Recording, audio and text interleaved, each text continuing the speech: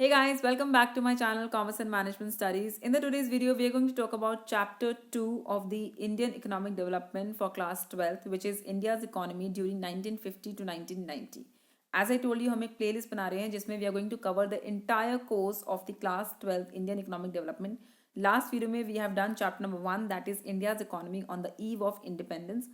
और इस चैप्टर में हम पढ़ने वाले हैं about India's economy during the period 1950 to 1990, जिसे हम growth of the India's economy भी कह सकते हैं. Now you must be wondering why we are taking till the year 1990 only, because 1990 से पहले जो इंडिया की गवर्नमेंट ने जो पॉलिसीज बनाई थी, the policies that were formed to revive India at that time were very very different. And a major economic reform का मतलब होता है जब हम इकोनॉमिक पॉलिसीज में बहुत ज़्यादा चेंजेस लेके आते हैं, like reform means making things again.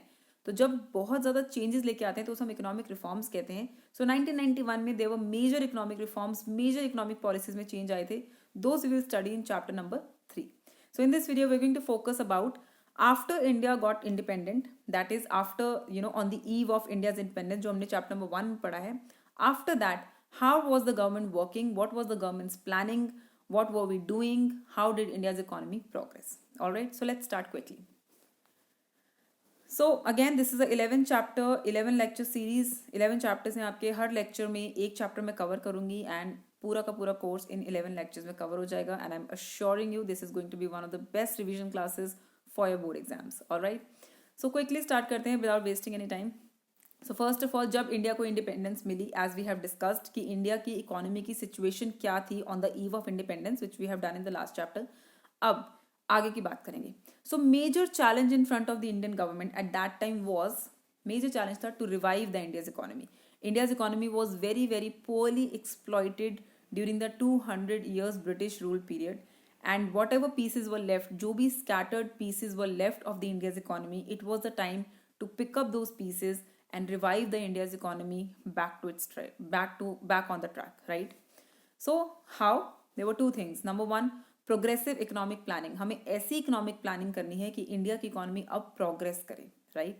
And number two, we have to find a way. Economic system होता है किस तरीके से इकोनॉमी में काम होगा. So we have to find one type of economic system which is going to work in this economy. एक feasible economic system को identify करना बहुत ज़रूरी था. And what major steps were taken? Number one, the planning commission of the India was formed. अब इसे हम कहते हैं नीति आयोग. तो पहले इसे प्लानिंग कमीशन ऑफ इंडिया कहते थे. And the constitution of the India was laid down.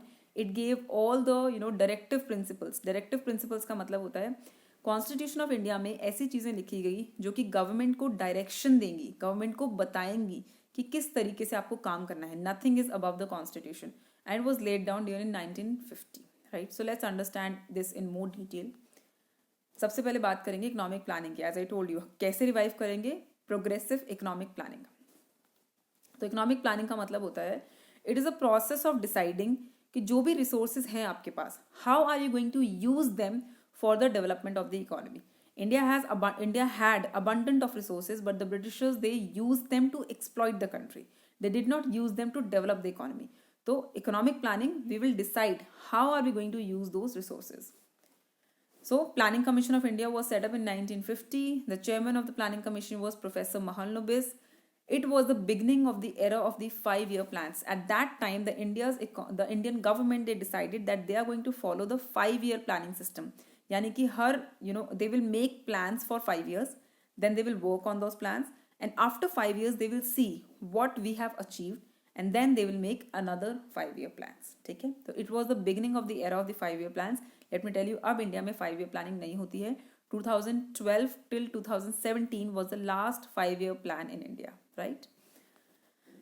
And eight that time the constitution of India was laid down, जो कि इंडियन गवर्नमेंट को डायरेक्टिव प्रिंसिपल्स देगा. इसका मतलब मैं आपको बता चुकी हूँ, यानी कि इंडियन गवर्नमेंट को डायरेक्शन देगा कि किस तरीके से काम करना है. सो किसी भी इकोनॉमी में प्लानिंग की जरूरत क्यों होती है? क्योंकि हमारे पास कुछ प्रॉब्लम्स हैं. प्रॉब्लम्स होती हैं तभी हम प्लानिंग करते हैं. This you have done in your micro economics also. The central problems of the economies are what to produce, how to produce and for whom to produce. यहाँ पे मैं आपको एग्जाम्पल देती हूँ लैंड सिस्टम का. ठीक है, इंडिया में एग्रीकल्चर बहुत मेजर था, तो एग्रीकल्चर का एग्जाम्पल लेते हैं.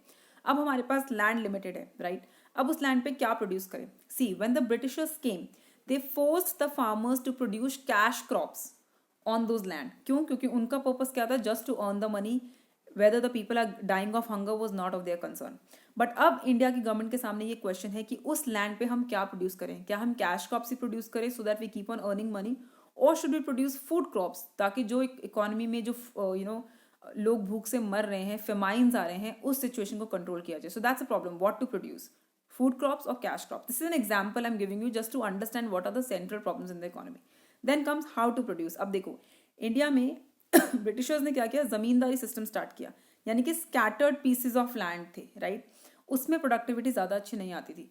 तो अब गवर्नमेंट के सामने ये क्वेश्चन था, क्या इसी तरीके से काम चलता रहे या फिर इन स्कैटर्ड पीसेस को कलेक्ट करके अच्छे से लार्ज स्केल प्रोडक्शन की जाए. How to produce. And then comes for whom to produce. क्या हम प्रोडक्शन अपने इंडिया के लोगों के लिए करें so that if the people are dying of hunger, there are so much famines in the country, उसे कंट्रोल किया जाए, या फिर हम इस फूड प्रोड्यूस को इंडिया से बाहर एक्सपोर्ट करें और जो हमारी कंट्री की फॉरेन रिजर्व्स इतने खत्म हो चुके हैं, कंट्री की इकोनॉमिक सिचुएशन बहुत पुअर है, इसको ठीक किया जाए. So for whom to produce. So these are general central problems of the economy, what to produce, how to produce, for whom to produce. Now the question is, ये problems क्यों आती हैं, why do these problems come. The reasons for the economic problems are unlimited wants. हमें सब कुछ चाहिए, हम चाहते हैं कि the people should not die of hunger, we want that people should earn a lot of money also. तो everything you cannot get. So unlimited wants, limited resources, land हमारे पास लिमिटेड है, we cannot buy land from other country, no, it is a limited resource that we have. And alternative uses of land, उसी land पे आप food crops भी उगा सकते हो, कैश क्रॉप्स भी उगा सकते हो. You have to make a decision. तो ये इकोनॉमिक प्लानिंग के सबसे इंपॉर्टेंट क्रक्स होते हैं, what are the central problems and what are the reasons of the central problems. ठीक है. So this was all about economic planning. As I told you, कैसे India की इकोनॉमी को revive करेंगे. Number 1 progressive economic planning, then number 2 is feasible economic system. अब economic system क्या होता है. Economic system is system of production, allocation and distribution of goods and services. इसका मतलब जो भी आपके पास रिसोर्सेज हैं उससे आप जो प्रोडक्शन करोगे, who is going to produce, who is going to use the resources, who is going to make the decisions to use the resources, who is going to finally sell those goods and services. This is called economic system. On the basis of this, there are 3 types of economic systems. पहला आता है capitalist. Capitalist का मतलब है यहाँ पे private sector सारे decisions लेगा. Private sector will own the factors of production, they will decide what they want to produce, they will sell at whatever price they want to sell in the market. So private sector होता है capitalist economy और इनका motive हमेशा profit motive होता है. ठीक है. Then comes the socialist economy. Socialist economy मतलब ये सारे decisions that what are we going to produce from the resources, how are we going to sell those production, what price are we going to decide, ये सारे decisions government लेती है. That is called socialist economy. Socialist economy generally welfare motive पे ही काम करती है. So जो capitalist economy होती है, ये economies बहुत जल्दी progress करती हैं. These economies have a very very good progressive rate because their motive is only profit, not social welfare. On the other hand, socialist economies ये प्रोग्रेस कम करती हैं बट ये बहुत स्टेबल इकोनॉमीज होती हैं क्योंकि यहाँ पे गवर्नमेंट इक्वल डिस्ट्रीब्यूशन में बिलीव करती है and the main motive is the welfare of the people. And then last comes is the mixture of both of them which हम कहते हैं mixed economic system. In the mixed economic system the factors of production, market decision, everything is mutually owned by government as well as the private sector. So it is a combination of both capitalist and socialist economy. India definitely adopted the mixed economic system. Now I will tell you the reason why India adopted the mixed economic system. Number 1, हम capitalist economic system उस time पे afford नहीं कर सकते थे. Why? Because India just got free from the hands of the British rule, right? And India's economy was highly vulnerable. उस time पे government India की इकोनॉमी को कैपिटलिस्ट यानी कि फ्यू रिच इंडिविजुअल्स के हाथों में नहीं दे सकती थी because again they will keep on exploiting the India's economy and the situation will not get better. तो at that time we could not go with the capitalist economic system. Number 2, we could not go with the social economic system as well because India's economic condition was very poor and it was very important that the economy has to progress as quickly as possible, and that can be done only if there are private individuals working also. सारा का सारा burden government नहीं ले सकती. Government cannot take 100% of the burden of the economy. So we could not go with the socialist economic system as well, right? That is why the government adopted the mixed economic system. Although government का major rule था, it was like major public sector economy but with the regulated private sector. यानी कि private sector को काम करना allowed था but there were so many rules and regulations on the private sector at that time which was necessary because India's economy was very vulnerable at that particular period of time, right? So India adopted the mixed economic system during the period of 1950s to 1990s. All right, moving ahead, 5-year plans. India started with the Planning Commission of India in 1950. The era of 5-year plans started. अब 5-year plans, government ने बोला we will make the plans for 5 years and then after 5 years we will see what we have achieved from those plans. So those 5-year plans will be called short term goals. क्योंकि 5 year हमारा motive है कि 5 year में इनको achieve करना है. Those are short term goals and these will be decided as and when the requirements of the economy. हम 5 साल के बाद देखेंगे अब इकोनॉमी की सिचुएशन कैसी है और अब हमारे गोल्स क्या होंगे. So these are short term goals. On the other hand long term goals are those goals which cannot be achieved in 5 years, which will take like 20-25 years to achieve. तो ये goals तो common रहेंगे for all 5 years. Whatever goals we are making for 5 years, we will keep in mind कि हमारे major goals क्या हैं, right. So the major long term goals of the India at that particular time period, जिन्हें हम long term goals भी बोल सकते हैं, हम इन्हें कॉमन गोल्स भी बोल सकते हैं. आपके एग्जाम में क्वेश्चन आ सकता है what were the common goals of all 5-year plans. मतलब ये पूछना चाह रहे हैं कि जितने भी 5-year गोल्स हमने बनाए उन सब में कॉमन गोल्स क्या थे, मतलब लॉन्ग टर्म गोल्स क्या थे. सो देयर वर 4 pillars और 4 major long term goals. First is the growth. The major crux at that time was India की कैपेसिटी को इंक्रीज करना है. Every sector has to grow, be it primary, secondary or tertiary sector, every sector has to grow and we will measure the GDP of the country every year. Gross domestic production, total gross level पे हमारी country कितना production कर रही है, we will measure that. So growth was one of the major long term goal. This has to be achieved in every 5-year plan, right? Second was modernization. India's economy has to be modernized. New technology has to be adopted. There was a time of social change. People were illiterate. People were not very aware. We have to make a more civilized society. We have to ensure empowerment, gender empowerment in the country.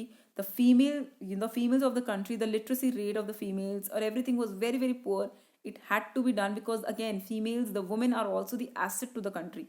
If they are educated, they are learning, they are working, they will work for the progress of the country, right? Third goal है आपका self-reliant. We have to reduce our imports. We have to make the production in the country. Foreign dependence को हमें कम करना है. Foreign interference को avoid करना है. At that time, India completely closed the door to the foreign countries, like because the situation was very, very vulnerable. Development करनी है. Domestic resources को use करना है. Domestic industries have been completely destroyed. उनको revive करना बहुत ज़रूरी है. So India has to become self-reliant. Self-reliant मतलब होता है खुद पे अपने पैरों पे खड़े होना. That's called self-reliant. And the last is equity. Equity मतलब हर सेक्टर को इक्वल अपॉर्चुनिटीज मिलनी चाहिए. Prosperity of all the sections, social justice, लोगों का स्टैंडर्ड ऑफ लिविंग बढ़ाना है, इनइक्वालिटी को ऑफ कम करना है in the distribution of wealth. It was high inequality. Zamindars were living a very very lavish lifestyles. Petty farmers were living a very very poor lifestyle. This has to be removed. So these were 4: growth, modernization, self-reliance and equity. These were the 4 common goals or the long-term goals of every 5-year plan, right? Moving ahead, अब आते हैं short term goals, यानी कि हर 5-year plans में India की economy ने क्या goals बनाए. So here I've prepared a very nice road map. First goal हमारा जो first 5-year plan बना था in 1951 till 1956, क्योंकि मैंने आपको बताया 1950 में प्लानिंग कमीशन को इंट्रोड्यूस किया गया. After that, the 5-year planning started. So, 1951 first goal was the agriculture production को बढ़ाना है and equal distribution of wealth. Then second was 1956 till 61. यहाँ पे हमने इंडस्ट्रियल सेक्टर पे फोकस किया, यानी कि सेकेंडरी सेक्टर पे फोकस किया. हेवी इंडस्ट्री जैसे कि स्टील, आयरन, इन इंडस्ट्रीज को डेवलप करना बहुत जरूरी है. In the third, we went for self sufficiency of food. India, being an agriculture country, was suffering from famines. This is a very, very shame on a nation जो कि एक agriculture country है और अपनी ही कंट्री के लिए food production नहीं कर सकता. So we had to work on that. Self sufficiency लेके आनी है अगेन एंड एम्प्लॉयमेंट अपॉर्चुनिटीज लेके आनी है. Fourth, accelerate the growth and price stability. India was suffering from very, very high inflation rates at this particular period of time. So price stability करना बहुत ज़रूरी था. Then fifth was raising the standard of living. Sixth was remove power and inequality, develop the infrastructure of the country. Seventh, again, employment opportunities, agriculture productivity. Eighth, utilization of manpower, compulsory elementary education. Education till class 5th was made compulsory for every person, and strong infrastructure. 1997 was the 9th goal, rural development, price stability and population growth. 1980s का एक time period था when India was facing the population explosion. Population was going 10 times, multiple times बढ़ रही थी. So government came that the population growth has to be controlled. Then 10th goal, improve the quality of life, inclusive goals. 11th goal, again quality of education को, quality of healthcare, quality of job. And the last one was faster, sustainable and most inclusive growth. Inclusive growth का मतलब होता है हर sector of the economy को include करो, poorer से poorer section को include करो ग्रोथ में. ऐसा नहीं है कि जो सेक्शंस पुअर हैं उनको छोड़ दो, बाकी इकोनॉमी ग्रो करे, नहीं, इंक्लूसिव ग्रोथ करनी है. तो यू कैन सी ऑल्दो इन सब गोल्स को you have to learn a little bit because they are very similar to each other, but you can understand one difference. Initially हमारे गोल्स थे कि एग्रीकल्चर सेक्टर को रिवाइव करो, सेकेंडरी सेक्टर को रिवाइव करो, सेल्फ सफिशिएंसी लेके आओ, लोगों को पढ़ाओ. बट ओवर द टाइम हमारे गोल्स क्या बन गए? Quality of life. मतलब people have standard of living, लेकिन उस स्टैंडर्ड ऑफ लिविंग को इम्प्रूव किया जाए. Quality of life, sustainability, inclusive growth, हम इन चीज़ों पर फोकस कर रहे थे because now the agriculture sector, the secondary sector was still working fine till the time we had 9th, 10th, 11th and 12th goals. So these are the short term goals. ये 5-year plan goals हैं. You can take the screenshot of the slide and learn them in a quick way. Okay, moving ahead. अब आता है agriculture sector के बारे में. What reforms were made? Okay, why is agriculture sector so important? Right, this slide is about that. Her 5-year goal में we can see कि agriculture sector को importance दी गई है. In India agriculture sector is very important. Number 1, agriculture sector का India की GDP में major contribution है. At the time of independence the contribution was 50%, but today it is 25%, around 20-25%, which is again a very very major contribution. Agriculture हमारी country के major workforce को employ करता है, हमारी कंट्री को फूड ग्रेन्स प्रोवाइड करता है. एग्रीकल्चर सेक्टर से रॉ मटेरियल्स आते हैं for the secondary industries. Agriculture sector का शेयर ऑफ एक्सपोर्ट बहुत अच्छा है. ये इंडस्ट्रियल सेक्टर के लिए मार्केट है. मार्केट किस तरीके से? ट्रैक्टर्स, ये सब चीज़ें जो इंडस्ट्रियल सेक्टर बनाता है वो एग्रीकल्चर सेक्टर में यूज़ होते हैं, और एग्रीकल्चर सेक्टर से बहुत रेवेन्यू इंडिया की इकोनॉमी को मिलता है. So that is why agriculture sector is very very important for India's economy. लेकिन प्रॉब्लम्स क्या हैं? इरिगेशन फैसिलिटीज़ नहीं है, स्मॉल एंड स्कैटर्ड होल्डिंग्स हैं, कन्वेंशनल आउटलुक है. अभी भी फार्मर्स ट्रेडिशनल तरीके से ही काम करते हैं, मॉडर्न तरीके से काम नहीं करते. मार्केटिंग सिस्टम हमारा बहुत अनऑर्गेनाइज्ड है. आज में today also when we are in 2022 we can see the prices of vegetables soaring high and going low. Stability नहीं है prices में because of the unorganized marketing system. Institutional finance नहीं है, farmers को पैसे नहीं मिलते, they don't get complete training. Disguised unemployment है. Disguised unemployment का मतलब होता है when more people are employed than required. ज़रूरत से ज़्यादा लोग आपने एम्प्लॉय कर रखे हैं, उसे हम disguised unemployment कहते हैं. And conflicts between the tenants and the landlord. जो काम कर रहे हैं और जिनके लिए काम कर रहे हैं, इनमें आपस में ही म्यूचुअल अंडरस्टैंडिंग नहीं है. These were the problems of the agricultural sector during the era of 1950 to 1990. So reforms, क्या स्टेप्स लिए गए? What steps were taken by the government of the economy to reform, दोबारा से एग्रीकल्चर सेक्टर को develop करने के लिए? First, 3 तरीके के रिफॉर्म्स हैं. पहला रिफॉर्म है लैंड रिफॉर्म्स. लैंड रिफॉर्म मतलब जो ओनरशिप ऑफ लैंड है उसको चेंज किया. सी, रिफॉर्म का मतलब है तो चेंज करना, right? So land reforms means ownership of land को चेंज करना. Number 1, first step, abolished the zamindari system. ये जो डिक्लेयर्ड ओनर्स ऑफ लैंड थे, इसे गवर्नमेंट ने अबॉलिश कर दिया. Land ceiling, government said this is the maximum area of land that you can have. Any area above and beyond this land will be captured by the government. तो ceiling लगा दी, इससे ऊपर land area किसी के पास नहीं हो सकता. Land consolidation, जिन farmers के पास छोटे छोटे लैंड पीसेस थे, स्कैटर्ड लैंड पीसेस थे, गवर्नमेंट ने उन्हें कंसोलिडेट करके एक बड़ा लैंड पीस दे दिया.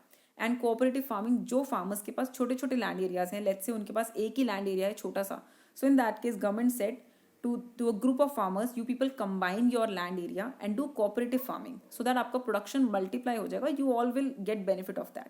So these were the land reforms done. Then were the general reforms. Other than land reforms क्या किया? Irrigation facilities government provided. Institutional facilities मतलब finance provide किया farmers को.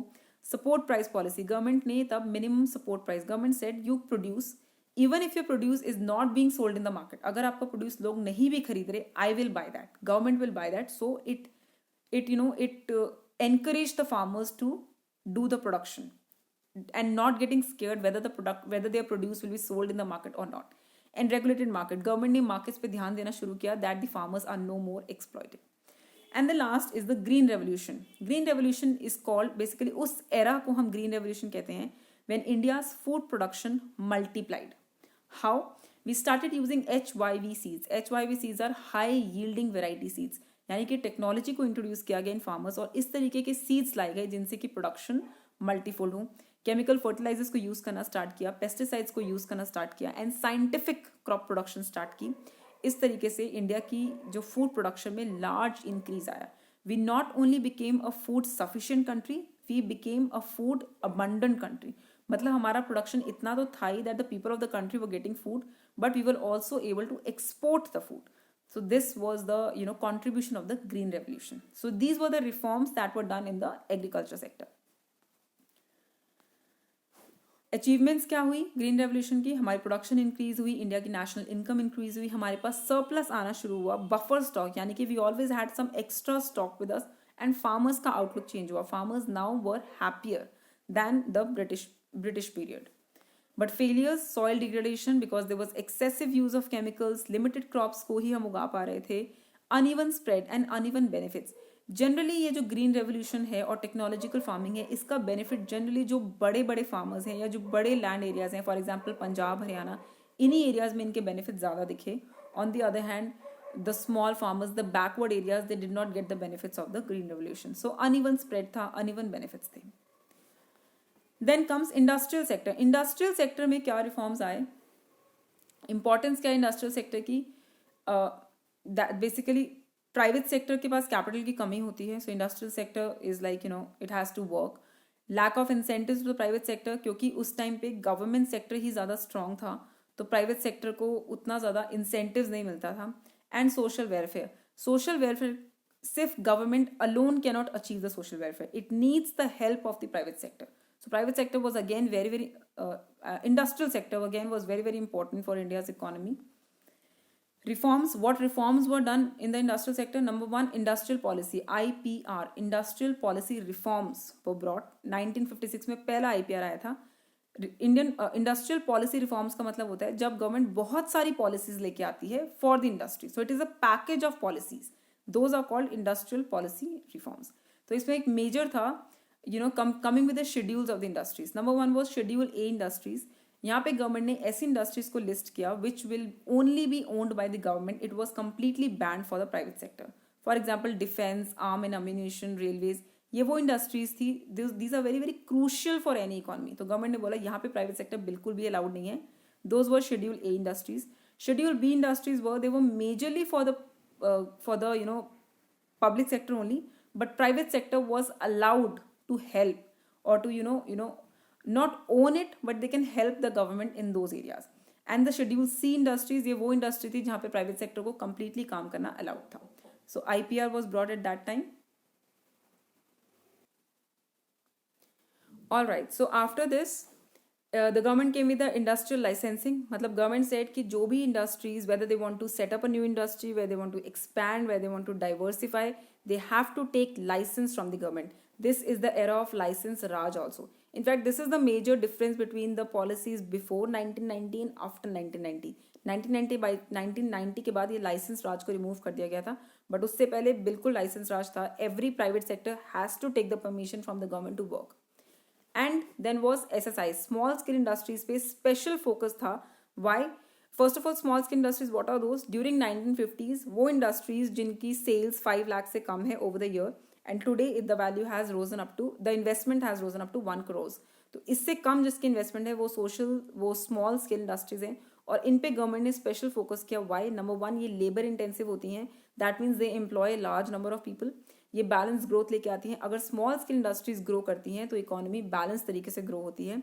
And small scale industries they provide raw materials to the big industries. So these were the industrial sector reforms brought by the government during 1950s to 1990s. Moving ahead is the foreign trade policy. अब foreign trade policy की क्या जरूरत थी? Foreign sector में reforms लाने की क्या जरूरत थी? Number one, protect India from imports. India को इम्पोर्ट से प्रोटेक्ट करना बहुत जरूरी था. Why? How? Number one, import substitution. हमें अपने इम्पोर्ट्स को सब्सटीट्यूट करना है. मतलब we have to make sure कि जो भी गुड्स बाहर से इम्पोर्ट हो रहे हैं, we try to produce them domestically. Then tariffs, the government started levying tariffs on the imports ताकि imports expensive हो जाएं and people stop buying. Remember, Britishers ने क्या किया था? Britishers ने imports पे जो बाहर से आ रहे थे उस पर tariffs remove कर दिए थे. so that people buy more and more of British products. But India's government, they again levied tax on the imported goods. And quotas, you can, a quantity was set कि इससे ऊपर आप import नहीं कर सकते हो. So quantity limits on the imported goods so that they are limitedly available in the country. And why these reforms, ये reforms क्यों लेके आए गए? दो रीजन है. Number one, save the precious foreign exchange reserves. Already हमारे foreign exchange reserves बहुत ज़्यादा ड्विंडल हो चुके थे, उनको सेव करना था. And number two, make India self reliant so that people start producing domestically. So these were the foreign trade reforms that were done during the 1950s to 1990s. Moving ahead, now last is the features of the economic planning till 1991. अब हमने पूरा chapter पढ़ लिया है. So what the economic planning that the government did in 1950s till 1990s, उसके features क्या थे? Number one, strong public sector. Public sector was very very strong. Government ने स्पेसिफिकली इंडस्ट्रीज को रिजर्व किया हुआ था कि यहाँ पे सिर्फ पब्लिक सेक्टर काम करेगा, private sector is not allowed. So public sector was very very strong eight that time. Regulated private sector था, लेकिन उसके ऊपर रेगुलेशंस, रूल्स एंड रेगुलेशंस बहुत ज़्यादा थे. They had to take permissions from the government for everything that they do. And let me tell you, this was very very important at that time. जो मैं पहले भी बता चुकी हूँ, India's economy was very very vulnerable at that time, right. So private sector को ज़्यादा power या ज़्यादा अथॉरिटी उस टाइम पे हम नहीं दे सकते थे. Then protection of SSI, small scale industries को प्रोटेक्ट करना बहुत जरूरी था. Protection from foreign competition, government completely closed the doors to the foreign, to the foreign trade. Imports को बैन कर दिया गया था. फॉरेन रिजर्व्स को सेव करने की कोशिश थी. So foreign competition completely destroy करने की कोशिश थी उस टाइम पे, बिकॉज डोमेस्टिक इंडस्ट्रीज को रेज करना बहुत जरूरी था. Restriction on foreign capital, people could not use foreign capital that easily. Import substitution, imports को सब्सटीट्यूट किया जाए. एंड सेंट्रलाइज प्लानिंग, सारी प्लानिंग गवर्नमेंट सेंट्रल लेवल पे कर रही थी, because the economy was in a very very poor condition. It was very important to revive the economy at that time. So this was all about India's economy during 1950s to 1990s. Third chapter में हम पढ़ने वाले हैं about the economic reforms in 1991. ऐसा क्या हुआ that we had to change the economic policies altogether in 1991. It's a very interesting story. उसको एक story की तरह पढ़ेंगे. What reforms were brought, those all we'll study in the next chapter. So till this video pretty much covers the entire course of your chapter number 2. I hope you'll like the video. I hope you'll understand the concept. If you like it, do give me a thumbs up. Until then, keep learning. Thank you so much.